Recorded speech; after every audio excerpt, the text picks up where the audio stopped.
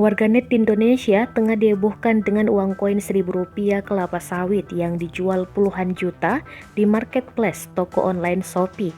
Jika dihitung-hitung, koin Rp1.000 bergambar kelapa sawit setara dengan 2 motor Honda Beat. Padahal uang koin terbitan tahun 1993 itu biasanya hanya digunakan untuk membayar parkir motor, kini bernilai tinggi.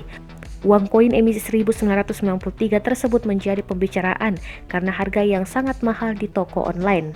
Uang koin yang dimaksud adalah uang Rp1.000. Sejumlah orang menjual uang koin Rp1.000 kelapa sawit di toko online dengan harga puluhan juta. Ada pelapak yang membandrol harga Rp20 juta hingga Rp100 juta. Seperti yang dilakukan pelapak Herman 798 jual nori murah di toko online Shopee. Ia menjual 4 uang logam seharga 20 juta yang merupakan uang Rp1.000 tahun 1993, 1994, 1995, dan 1996. Dalam keterangannya, ia menyebut pengiriman uang tersebut dari Kabupaten Sidoarjo, Jawa Timur. Pelapak lain bahkan menjual uang logam itu dengan harga yang fantastis. Uang logam itu dijual dengan harga Rp100 juta.